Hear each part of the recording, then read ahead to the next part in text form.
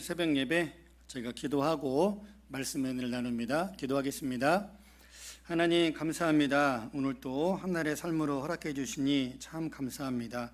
하나님 은혜 가운데 거하게 하시고 주시는 말씀 가지고 이 하루 살아갈 때 승리하게 하여 주옵소서. 복되신 말씀으로 내 영을 살찌우실 하나님을 기대하고 소망하며 예수님의 이름으로 감사하며 기도드립니다. 아멘. 오늘 우리에게 주신 하나님 말씀은 로마서 11장 11절로 24절 말씀, 제가 봉독하여 올립니다. 그러므로 내가 말하노니 그들이 넘어지기까지 실족하였느냐?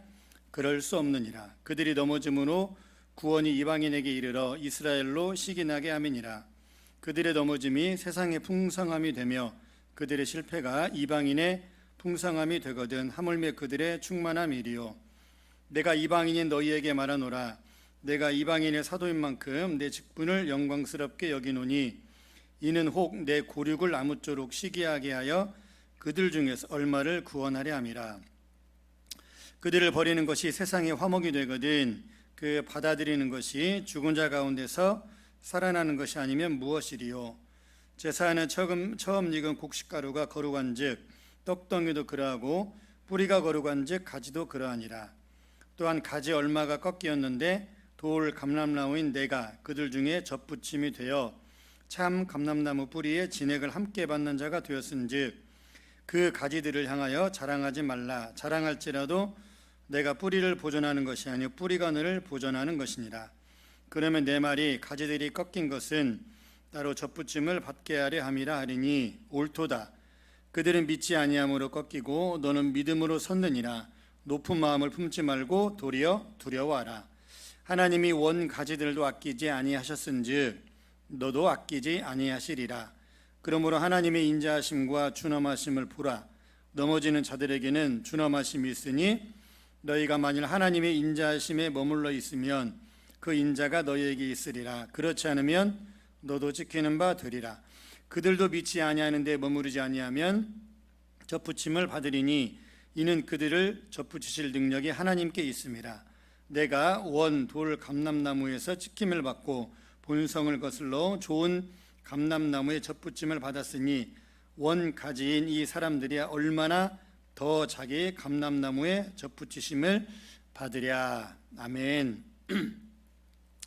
높은 마음을 품지 말고 도리어 두려워하라. 높은 마음을 품지 말고 도리어 두려워하라 라는 제목으로 말씀의 은혜를 나누도록 하겠습니다. 하나님의 깊고도 높은 또 오묘한 진리와 뜻하심은 정말 다 측량할 수 없을 것 같습니다. 오늘 본문이 특별히 그 부분을 더 많이 드러내고 있는 것 같습니다. 저는 이런 말을 참 좋아합니다. 인간의 한계 너머에 계신 하나님. 그렇죠? 인간이 헤아릴 수 없고 측량할 수 없는, 또 인간이 생각할 수 없는 그 한계, 그 너머에 계신 하나님의 섭리하심, 또 하나님의 뜻하심, 가히 우리가 다 생각할 수 없을 것 같습니다. 오늘 본문 바울은 하나님의 오묘하고도 인간의 한계로 측량할 수 없는 또 하나님의 마음을 잘 그려내고 있습니다. 유대인, 이스라엘의 구원이 다 끝난 것처럼 보이지만 또 그렇지 않은 것 같습니다.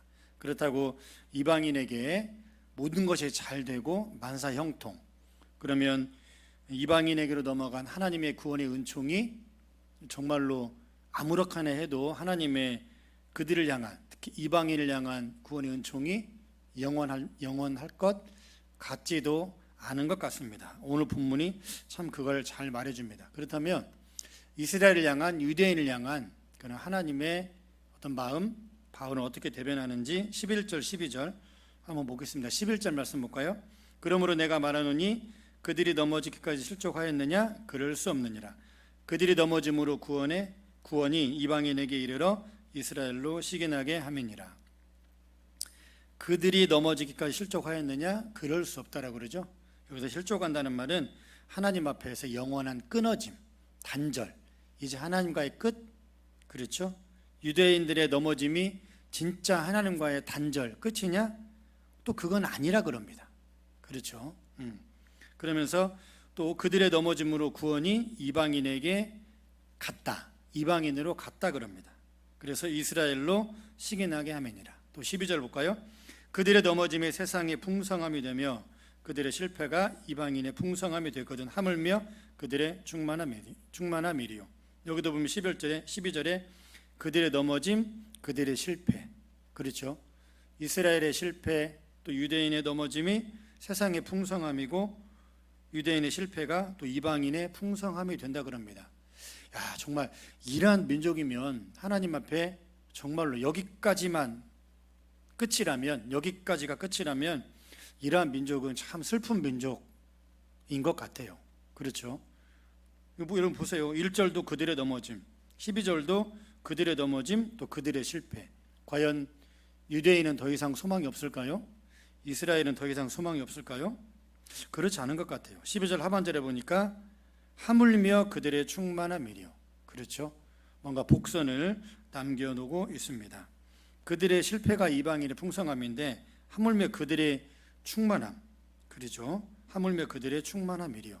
그래서 바울은 유대인에게 있어서 가능성이 있음을 시사하고 있는 것 같습니다. 여러분 보세요. 그들이 도대체 어떻게 살았기에 이방인들의 넘어짐, 이방인들의 실패 이런 것을 자꾸만 바울은 강조하고 있다고 생각하십니까?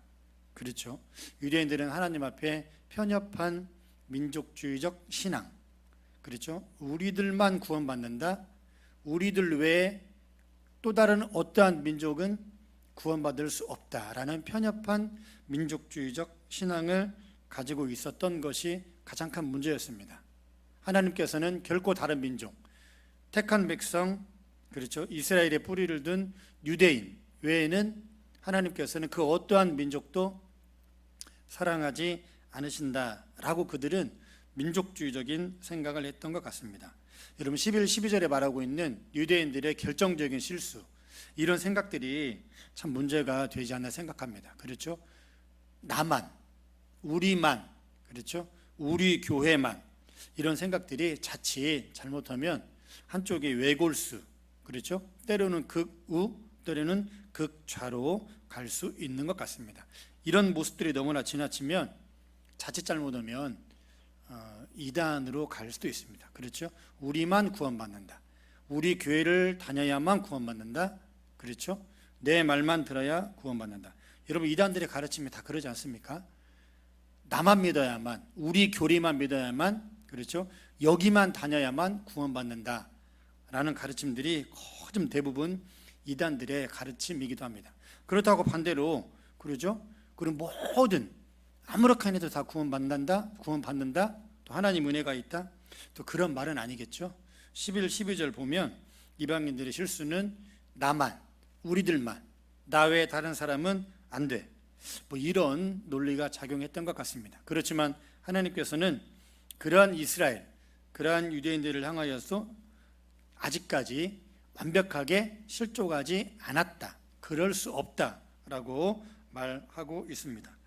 또 15절 볼까요? 그들을 버리는 것이 세상의 화목이 되거든 그 받아들이는 것이 죽은 자 가운데서 살아나는 것이 아니면 무엇이겠느냐 그럽니다. 그렇죠. 여기도 나오죠. 그들을 버리는 것이 세상의 화목이 된다 그럽니다. 유대인들, 이스라엘 여전히 하나님의 뜻을 거부하고 하나님의 뜻의 결정체이신 복음이신 예수 그리스도를 거부하는 그들을 버린다. 여기서 15절에 버린다는 것은 완전히 하나님께서 끝장낸다 그런 말이 아닙니다. 잠시입니다. 잠깐. 그렇죠? 그들이 돌이키길 바라는, 그들이 다시 돌아오기를 바라는 하나님의 잠깐 버리심, 그런 것들이 세상의 화목이 되거든 그 받아들이는 것이 죽은 자 가운데서 살아나는 것이 아니면 무엇이겠느냐. 그렇죠? 예수 그리스도의 복음, 하나님의 뜻하심을 정확히 받아들이는 것은 죽은 자 가운데서 다시 살아나는 것과 같다라는 거죠. 아주 신앙의 정수, 복음의 정수를 또 말하고 있는 것 같습니다. 또 16절 이하 간당간당히 살펴보면 16절 보면 제사하는 처음 익은 곡식가루가 거룩한즉 떡덩이도 그러하고 뿌리가 거룩한즉 가지도 그렇다. 제사하는 처음 익은 곡식, 그 다음에 뿌리, 이거는 원가지인 유대인들, 하나님의 말씀을 맡았던, 그렇죠? 이스라엘 선조들을 말합니다. 그들을 가리켜서 하나님께서는 거룩하다 그럽니다. 그러면서 떡덩이도 그러하고 가지도 그러하다. 이 말은 이방인들이죠. 그렇죠. 유대인의 넘어짐, 유대인의 완고함으로 인하여서 잠깐 구원이 이방인에게 흘러갔다라는 거죠. 그렇지만 하나님께서 원래 택한 민족, 그렇죠? 이스라엘의 조상들, 그렇죠? 거룩한 곡식가루, 그렇죠? 거룩한 뿌리라고 16절에 분명히 말합니다. 17절 보면 돌 감람나무인 내가 그들 중에 접붙임되어 참 감람나무 뿌리의 진액을 함께 받는 자가 됐다 그러죠. 여기서 감람나무는 그렇죠, 이방인들을 말합니다. 그렇죠. 접붙임을 받은 참 감람나무는 이스라엘 유대인들을 가리키죠. 그러니까 이방인은 유대인의 접붙임되었다라고 바울은 정확하게 설명하고 있습니다. 그러면서 18절 그 가지들을 향하여 자랑하지 말라. 자랑할지라도 내가 뿌리를 보존하는 것이 아니요 뿌리가 너를 보존하는 것이라. 이제 17, 18절 넘어가면서 바울은 이방인을 향한 또 경고의 메시지를 합니다. 그 이전까지는 계속해서 유대인들의 잘못, 유대인들의 실수를 바울이 적나라하게 언급한 반면에 18절 넘어가면서부터는 그렇다고 이방인 너희들 너무 완고하지 말고 교만하지 말아라, 그런 따끔한 질책의 말씀을 하는 거죠. 그렇죠. 뿌리가 가지를 보존하는 거지 가지가 뿌리를 보존하지 않는다라는 거죠. 그렇죠. 여기서 뿌리는 이스라엘, 그렇죠, 유대인들을 가리킵니다. 가지는 이방인들을 가리키는 것입니다. 또 20절 볼까요? 20절 옳도다. 그들은 믿지 아니함으로 꺾이우고 너는 믿음으로 섰느니라. 높은 마음을 품지 말고 도리어 두려워하라. 오늘 말씀의 제목입니다. 높은 마음을 품지 말고 도리어 두려워하라. 그러죠? 이 말은 이방인들을 향한 말입니다. 교만하지 말고, 그렇죠? 유대인들이, 이스라엘이 지금 하나님 앞에 잠깐 진노와 또 하나님의 또 징계, 그런 과정이 있지만 그렇다고 하나님께서 이스라엘을, 유대인을 완전히 100% 포기한 건 아니기 때문에 지금 구원이 흘러가고 있는 이방인들 높은 마음 품지 말고 겸손한 마음으로 두려워하라 라고 말하고 있습니다. 이러한 하나님의 성품이 22절에 참 잘 보여주고 있습니다. 그러므로 하나님의 인자하심과 준엄하심을 보라. 그렇죠? 하나님의 인자하심과 준엄하심, 그렇죠, 서로 상반된 두 주제입니다. 여러 가지 하나님의 성품이 있지만 오늘 본문에서는 하나님 인자하심은 끝없는 하나님의 사랑하심이죠. 그러나 때로 하나님께서 준엄하시다라는 거죠. 정확하시다라는 거죠. 하나님께서는 죄를 오래 참으시지만 하나님께서는 죄를 끝까지는 참지 않으신다라는 겁니다. 이게 로마서 전체에 나와 있는 하나님의 성품 중에 하나입니다. 하나님께서는 죄를 향하여서 오랫동안 참고 인내하시지만 그러나 하나님께서는 끝까지 죄를 참으시고 용납하지는 않으신다라는 거죠. 그러면서 22절 마지막에 그렇지 않으면 너도 찍히는 바 되리라. 그렇죠. 이방인들도 유대인들처럼 이스라엘 백성들처럼 너희도 찍힘 받을 수 있다라는 거죠. 그러면 23절 말씀에 마지막에 보면 이는 그들을 접붙일 능력이 하나님께 있습니다. 모든 능력이 하나님께 있다라는 겁니다. 그렇죠. 유대인들의 구원도 이방인들의 구원도 하나님께 있고 유대인들의 징계도 이방인들의 징계도 하나님께 있다라는 겁니다. 그러므로 이 시간 오늘 8월 18일 화요일 오늘 우리에게 주시는 하나님의 이 본문을 통해서 주시는 하나님의 음성은 지금 내가 현재 거한 처소, 현재의 자리에서 조건, 나의 신앙의 경력, 화려한 이력, 그렇죠? 이런 거 따지지 말고 하나님의 인자하심과 준엄하심을 깊이 묵상하고 바라보시면서 모든 것을 움직이시고 모든 것을 주관하시는 분은 하나님이라는 겁니다. 왜냐하면 모든 능력이 하나님께 있다는 거죠. 접붙이실 능력도 하나님께 있고, 그러죠? 찍어버릴 그런 능력도 하나님께 있다라는 겁니다. 그 점을 우리는 늘 명심해야 됩니다. 나 또한 유대인처럼 이스라엘처럼 또 진노와 징계의 대상이 될 수도 있고 나 또한 이방인처럼 그런 대상이 될 수도 있다라는 겁니다. 그런 걸 늘 생각하시고 기억하시면서 우리가 가지고 가야 할, 우리가 취해야 할 그런 신앙의 바른 자세는 높은 마음 품지 말고 겸손한 마음으로 두렵고 떨림으로 하나님 앞에 나아가는 이 신앙의 자세에 오늘 우리에게 주시는 하나님의 말씀입니다. 잠언서에도 그러죠. 교만, 그렇죠? 거만한 마음, 넘어짐이 앞잡이, 또 패망의 선봉이라고 그러죠. 하나님께서 싫어하시는 것 많은 것들이 있지만 그 중에 또 다른 하나, 오늘 본문에서 드러나고 있는 것은 교만한 마음입니다. 그렇죠? 그 다음에 거만한 마음입니다. 교만한 마음은 우리 보통 목에 기부스 한다고 그러죠. 목에 기부스에서 목소리 크게 하고 눈동자 크게 뜨고 큰 소리 치고, 여러분 그게 교만한 게 아니죠. 교만한 건 뭐죠?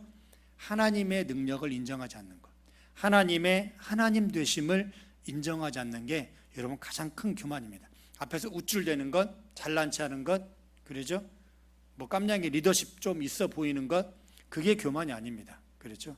교만은 그게 아니라 하나님을 하나님으로 인정하지 않는 것, 하나님의 인자하심과 하나님의 준엄하심을 바라보지 못하고 마치 내 의와 내 행실로 모든 것을 다 이루어 온 양 착각하는 것, 그것이 교만입니다.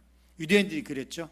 유대인들이 그 부분에 있어서 교만했습니다. 하나님을 하나님으로 받아들이지 못하고 하나님의 뜻의 결정체이신 복음이신 예수 그리스도를 바라보지 못했다는 겁니다. 왜? 자기들의 의를 세우기 위해서 유대인들은 그랬다는 것입니다. 바라옵기는 오늘 하루 살아갈 때 하나님의 마음을 정확히 읽으시고 높은 마음 두지 말고 낮은 대로 겸손한 마음으로 기도하면서 이 하루 살아갈 때 승리하시는 여러분들의 삶이 되시기를 우리 주님의 이름으로 진심으로 축원합니다. 아멘. 제가 기도하겠습니다. 하나님, 높은 마음을 품지 말고 두려워하고 낮은 자세의 마음으로 하나님의 인자하심과 하나님의 준엄하심을 보고 또 하나님의 능력을 인정하고 바라보면서 믿음으로 살아가기를 소망합니다. 세상을 통치하시고 세상의 모든 역사 만물을 운행하시고 주관하시는 분 하나님이심을 믿습니다.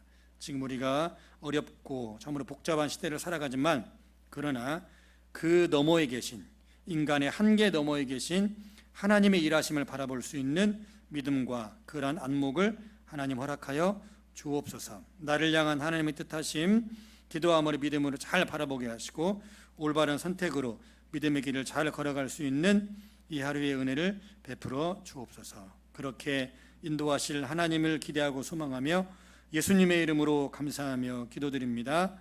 아멘. 주님 보좌 앞에 나가 참된 안식과 기쁨 나누리겠네. 경배하며 주의 얼굴 구할 때 신실하신 주님 찬양해.